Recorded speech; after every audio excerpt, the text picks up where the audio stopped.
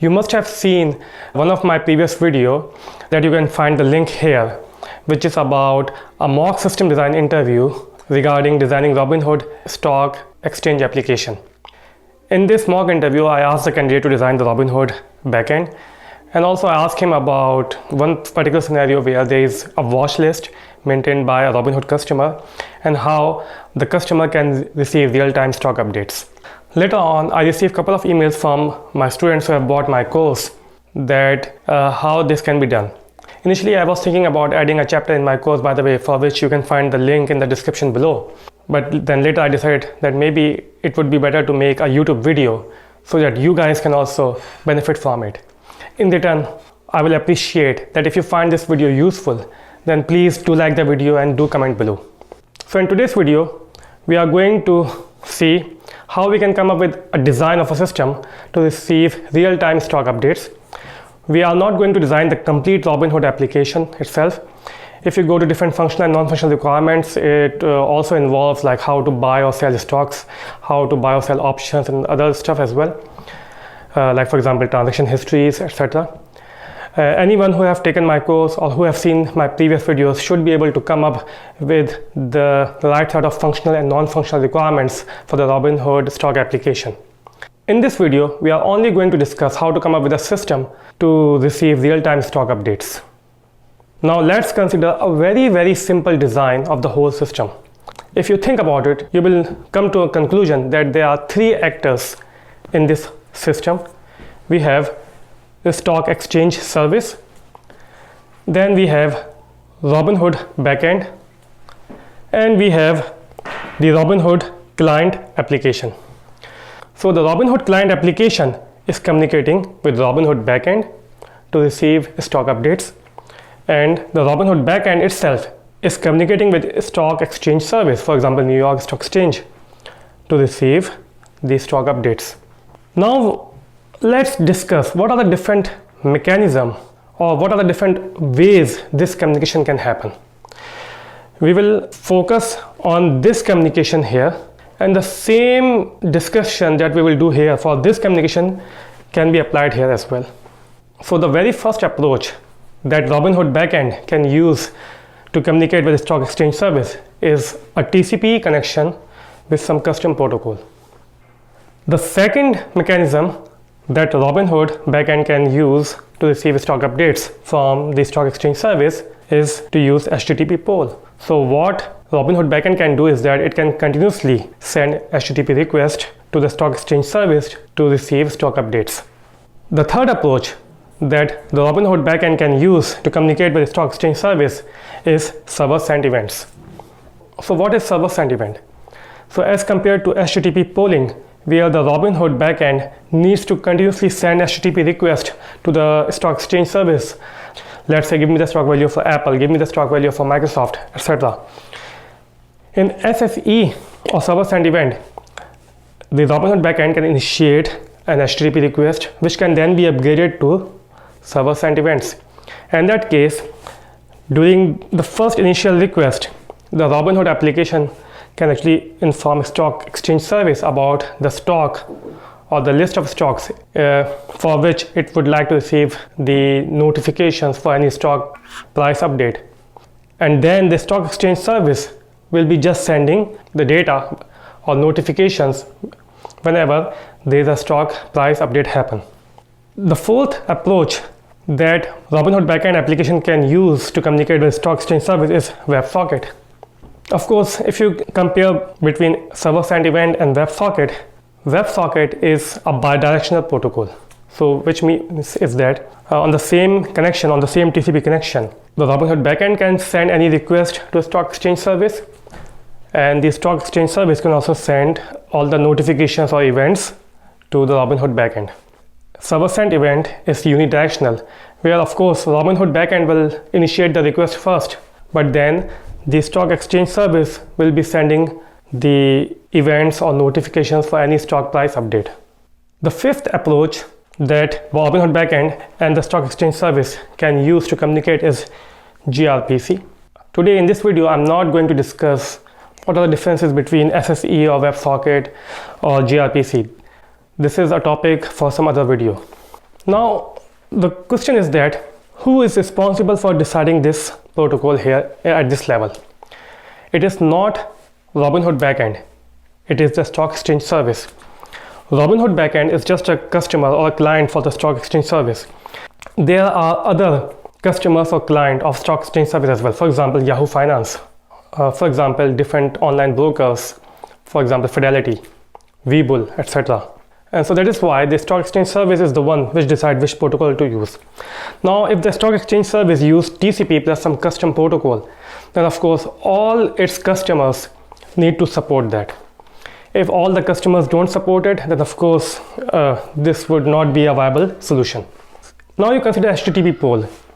HTTP polling is something which I think most customers or most clients will support.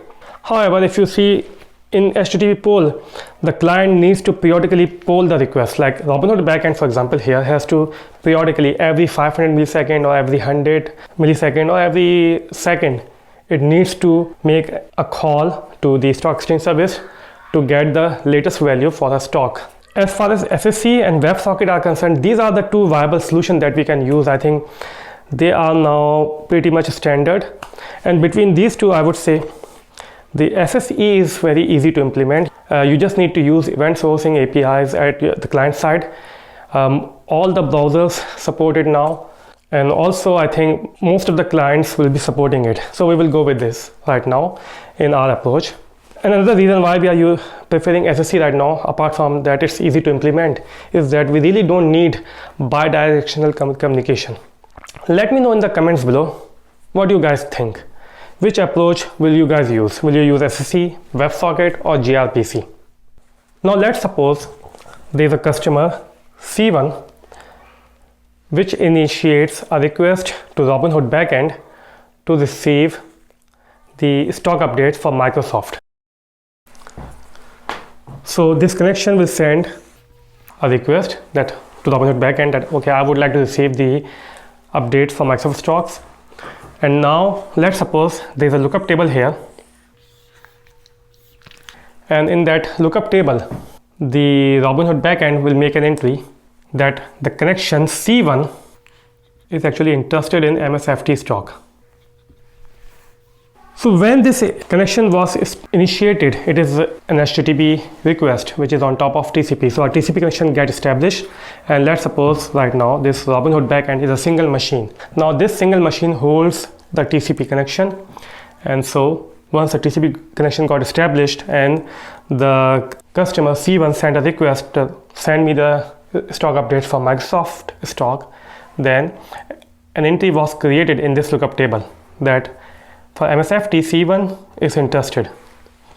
And let's assume that this was the very first customer of Robinhood app. In this case, the Robinhood backend will also send a request to a stock exchange service that I would like to receive a stock update for MSFT. And then the stock exchange service will start sending periodic updates to the Robinhood backend for the Microsoft stock. The server-side event will be implemented using event sourcing APIs. So how it works is that there will be a callback that the Robinhood backend will register with the event sourcing APIs. And now every time the stock exchange service sent a payload with the Microsoft stock updates, the callback will get called. Inside that callback, the Robinhood backend will check this lookup table, which connections are interested in Microsoft stock, and then it will send the stock updates to those connections. Now let's suppose another customer comes, which is C2, and C2 also sends a request that it is interested in MSFT and Facebook. So when it sends a request, here in this lookup table, we will add the entry of C2 here for MSFT, and also for Facebook we will create another entry and we say okay, C2 is interested in Facebook. Now at this time the Robinhood backend will evaluate, hey, I have registered with the stock exchange service for Microsoft stock, but I have not registered with the stock exchange service for Facebook. So I should also register with the stock exchange service for receiving Facebook stock updates. Now there are two approaches to receive these stock updates. Now the first approach is that the Robinhood backend now terminate this existing server-sent event for Microsoft and initiate a new request in which it informs stock exchange service that I would like to receive stock updates for both Microsoft and Facebook. And the second approach is that it does not terminate this SSE request response cycle what is going on, but what it does is that it actually initiates another SSE request to the stock exchange service to inform it that I would like to receive notifications for Facebook stock as well. Let me know in the comments below which of the approach will you use and why. So let's assume right now for the time being that we are actually going to initiate a new server sent event request for Facebook, and now the stock exchange service will start sending notification for Facebook stock updates also to the Robinhood backend. And now whenever the Robinhood backend receive these notifications inside the callback function that gets called, it will look up the table for that corresponding stock and see how many connections are actually registered to receive the stock update notification for that stock, and then send the real-time stock value to that connection as well. Now let's just assume that a third customer, C3, comes, and C3 wants to receive stock updates for, let's say, Apple. So it will initiate the HTTP request, which is actually running on top of TCP connection. So a TCP connection will get established first here, and now once it sends a request, then the Robinhood backend will actually insert here in the lookup table that for Apple stock C3 is interested, and then the Robinhood backend also send another server send event request to stock exchange service to receive notifications for Apple stock. Now if you look this design, this is the fastest way to receive real-time stock updates from a stock exchange service to the customers of Robinhood application. Anytime any stock get updated for which the Robinhood backend has registered with the stock exchange service, the stock exchange service will send notification to the Robinhood backend using server send events, and then Robinhood backend will look into its lookup table for all the customers who are interested for a particular stock, and then send that real-time stock update value to all those different customers using the server send events. However, if you consider this design is neither scalable nor it is highly available. This is right now just a single machine. So this single machine can goes down at any point in time, resulting in high unavailability, and also at most how many connections you can have in a single machine. Maybe few thousands, 10,000, 20,000. With some kernel tweaks you might get up to like 100,000, 200,000, and if you are using a very powerful machine, maybe 500,000, but you won't go beyond that. And I would say it would be just better to go up to at most 100,000 or 200,000 connections per machine. So now how we can make it highly available and scalable is using horizontal scaling. So we will add machines. So instead of one machine now, we will add 2 or 3 or more machines. So now we have introduced multiple app servers in the Robinhood backend. Let's assume that one server can hold up to 100,000 connections. So let's suppose if Robinhood application has 1 million active users, then it would need 10 different servers. If the Robinhood backend has 10 million active users, then it would need 100 machines. Now let's assume that whenever the Robinhood client application send a request to Robinhood backend, the request goes to a load balancer. The load balancer route the request to one of the app server based on which app server has the less number of connections, for example. And so now we are in this situation where few customers are connected with app server 1, few customers are connected with app server 2, and let's suppose each app server has its own lookup table. And let's say here in app server 1 there were 2 customers. One wanted to know about FB, one wanted to receive notification about MSFT. So this app server 1 starts talking to stock exchange service, and it initiate 2 SSE requests to stock exchange service, one for Facebook and one for MSFT. Similarly, here there were 2 customers which were connected to app server 2. One customer want to receive notification about Microsoft and Facebook, and the other wanted to receive notification about Apple. So there were entries that were created in the lookup table here into as well, and this app server also initiate server sent events. Now if you think about it, as far as these customers are concerned, like even if the Robinhood has like 10 million active customers, or even like a million active customers as well, all those customers may not necessarily just be looking at Facebook or Microsoft or Apple stocks. There are 5,000 plus stocks in New York Stock Exchange. All the different customers could be in total would be receiving notification for all those 5,000 plus stocks. It's totally possible. What it means now that every server may have to actually initiate server send event request for up to 5,000 stocks, because totally possible that all the 100,000 connections on one machine may actually have, in total have registered for 5,000 plus stocks. So clearly right now we see some issues with this design as well, that we cannot actually initiate 5,000 different connections from each app server. That will be too much load on the stock exchange service itself as well in that case. Although this is still the fastest way to receive the stock updates. Then how we can modify this design? So it feels like it would be better that we actually separate out the servers which are actually receiving notifications from a stock exchange service from the servers which are holding these client connections.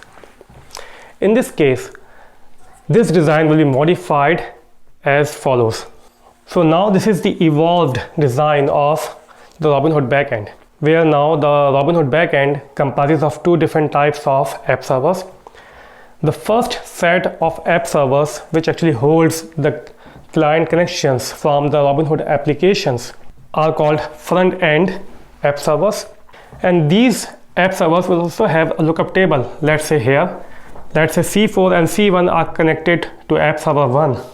And so it has a lookup table where it knows, okay, that C4 is interested in Facebook and C1 is interested in MSFT. Similarly here, C2 and C3 are actually connected with the front end app server 2, and it also has a lookup table here where it knows, okay, which connections are interested in which stocks. Now there's a global cache here, and this global cache also has a lookup table where these front end app servers register themselves that they are interested in which stocks. For example, this front end app server 1, it has only 2 customers, one interested in Facebook and one interested in Microsoft. So the front end application server 1 will actually go to the global cache and update that, okay, for Facebook this app server 1 is interested, and for MSFT the app server 1 is interested. Similarly, this app server 2 will go and actually adds entries in this global cache for Facebook, Microsoft and Apple. That for Facebook, now app server 1 and 2 are interested to receive notification, and similarly for Microsoft, server 1 and server 2 are actually interested to receive notification, and for Apple the server 2 is interested to receive notification. So you see now there are 2 different lookup tables. One is a lookup table within each app server which store the mapping between different connections which this application server hold, and what are the different stocks which those connections are interested to know about. And then there is another second lookup table which is stored in a global cache where basically these front-end app servers register themselves that okay, for Facebook stock and for Microsoft stock, this front-end application server 1 is interested, and for the Apple stock and Facebook and Microsoft, the app server 2 is interested, and so on. Now there are a second set of servers which we called dispatch servers or backend servers. The number of these servers will be less than the number of front-end servers. For 10 million active users, Robinhood backend needs 100 front-end servers. But as far as the dispatch servers are concerned, we need 3 to 4 dispatch servers.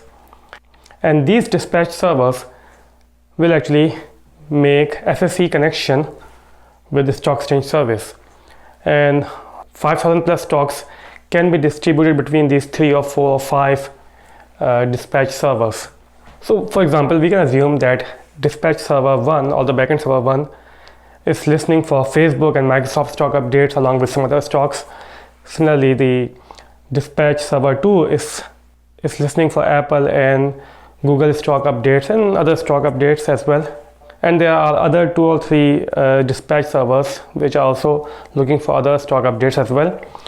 So the important thing is that if dispatch server 1 is listening for Facebook stock update, there is no need for other dispatch servers to listen for Facebook stock updates. Similarly, if dispatch server 1 is listening for MSFT or Microsoft stock updates, there is no need for other dispatch servers to also listen for Microsoft stock updates. And now what is happening is that when the Facebook stock price changes, the stock exchange service send a notification using SSE to dispatch server 1. The dispatch server 1 will go and look up in this global cache that which front-end servers are registered for receiving Facebook stock updates. And it will see that Facebook stock update is registered by front-end server 1 and 2. So it will notify the front-end server 1 and 2 about Facebook stock update. So a single event will be sent to front-end server 1 and a single event will be sent to front-end server 2. Now it's totally possible that for 10 million active users, there are 100 front-end servers, and it's totally possible that for one stock, for example Apple or Facebook or Microsoft, which are very popular stocks, all these front-end servers are also registered. So in that case, anytime the stock update happen for a popular stock like Facebook, then this dispatch server need to send notification to all these 100 front-end servers in that case. So now we have this one approach where every time a stock update notification is received by a dispatch server, then it goes to the global cache and check that what are the different front-end app servers which are registered for this notification, and then inform all of them. And at most we will be informing now as many front-end servers as the total number of front-end servers available in the system. And now whenever any front-end app server receives the stock update notification, it will look up its own internal lookup table to see to which connections it need to forward this notification. Another approach is that instead of using this global cache, we can actually use a multi-consumer queue. And we can scale this multi-consumer queue such as Kafka with multiple partitions. And now all these dispatch servers, whenever they receive any stock update notification, they should publish that notification in this queue. And now all these front-end application servers, they are listening to these queues. So whenever they receive a new notification or new event in this queue, they check that for that particular stock whether they have any customers or connection waiting or not. And if they don't have any customer connection, they just ignore that stock update, and if they see for any particular stock there are consumers or connections which are registered for it, then they forward that notification to those customers.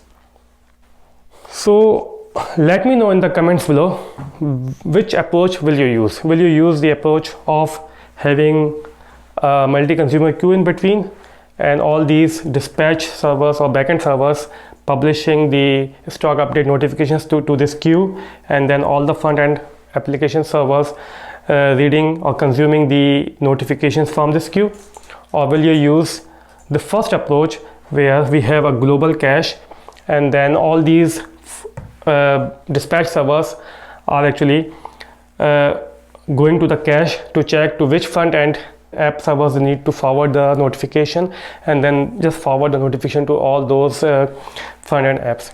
So let's review one more time our overall design. So as we discussed, we have stock exchange service, which will be exposing some API which can be used by the customers of stock exchange service to receive these real-time stock updates, and we decided we will use servers and events in that case. And then we start with a very simple design of Robinhood backend, and then we evolve that design in order to support scalability and availability requirements. And so we come up with this design where we have Robinhood backend comprises of front-end servers and backend or dispatch servers. The purpose of dispatch servers is to receive the real-time stock updates from the stock exchange service over SSE. And then the front-end servers are the servers with which the Robinhood client applications actually connect. These client applications connect to these front-end servers via load balancer. And since we are also using SSE here, so whenever a new request for an SSE connection is received by the load balancer can actually route that request to one of the app server which has the minimum number of connections. And then we discussed that there are two approaches how the dispatch servers can forward the notification to the front end server. One mechanism is actually to use a global cache, where in a global cache we maintain a lookup table, and in that lookup table all the different front end app servers registers themselves that okay, for the stock Apple, what are the different front end app servers are registered, or for stock Microsoft, what are the different front-end app servers are registered. And then one approach is that these dispatch servers, whenever they receive a notification for a particular stock, the dispatch server goes to the global cache and check what are the different front-end servers which are registered for that particular stock, and then forward that notification to all those front-end app servers. In that case, the dispatch server can actually send a notification to at most all the front-end app servers. And then we discuss that another approach is actually to not use the global cache and global lookup table, but actually use a multi-consumer queue like Kafka. And of course we can scale that queue also by introducing multiple partitions in that queue, and then all these dispatch servers publish to the queue, published to Kafka on a certain topic, and all these front-end app servers, they're also listening to that topic. Now I have a question for you. Let's suppose if one of these app server dies. So let's say this app server 1 has, let's say 90,000 connections, and then this server dies or it crashed because of some issue. Let me know in the comments below what do you guys think what would happen. So I'm going to stop the video here. If you find this video useful and you learn something new, then please do like the video and do let me know in the comments below. Also, please do subscribe to my channel. I will be uploading more videos soon. Thank you and take care.